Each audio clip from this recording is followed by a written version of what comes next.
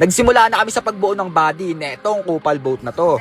Nagsimula muna kami sa paggawa ng butas na paglalagyan na itong tornilyo. Ito kasi yung pinaka-importante sa lahat. Pagkatapos ay inapakan naman namin ito. Kailangan kasi pre medyo pantay. Para kapag pinatong na natin yung hulihan, less hassle na. Ito kasi yung pinaka-magdadala sa lahat. Kaya kapag sumablay itong hulihan, paltos to lahat. Kaya para iwas sablay, pinasobrahan na namin yung hulihan. Nilagyan na nga din pala namin to pre ng dalawang flat washer. Ito kasi yung palagi nababasa ko pre sa comment section. Pagkatapos ay gumamit naman kami nitong pampaapoy na to. Nung una talaga pre, di ko alam kung para saan tong apoy na to. Pero ngayon, gets ko na. So, ganito na yung nagiging itsura, pre. Ito. Unti-unti na nga nagkakaitsura itong kupal boat na to. At ang next naman namin gagawin ay kailangan namin pagdikitin itong plastic at kahoy na to. At sa tulong na itong malaking lighter na to, naging napaka-basic na lang ng lahat. Kasi yung dating inaakala ko pre na mahihirapan kami sa pagpapakaw nito.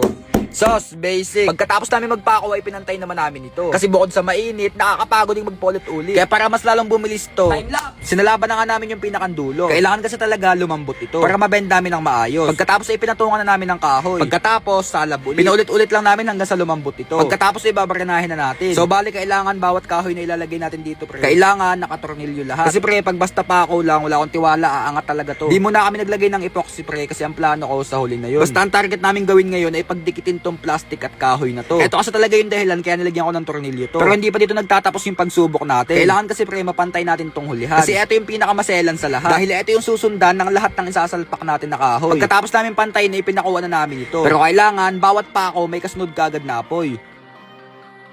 Natapos na nga kami sa kanan, tapos dito naman kami sa kaliwa. Bali ganun lang ulit pre, pagka-apoy, pako agad. Tapos pagka-pako, apoy agad. Nakakatawa lang pre kasi yung inaakala ko na hindi namin to kayang i-bend. Sumusunod na siya, pre. Bumibenta ng maayos.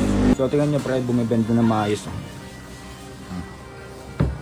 Diba? Kung makikita nyo pre, gumaganda na yung pagka-bend. Pero hindi pa yan. Mas lalapat pa yan mamaya kapag ginamit na natin yung apoy. Estimate ko talaga pre, napakadami namin pakaw na mauubos dito. Pero okay lang dahil medyo worth it naman lahat. Kasi nga, unti-unti na namin nakikita yung resulta netong kupal boat na to. Medyo nakakangalay talaga yung paggawa nito. Pero sulit talaga lahat ng pagod at pawis namin sa maghapon. At pagkatapos namin pakuhan yung mga gilid nito, ay eto na yung kanalabasan. So, na, pre. Malapit na matapos.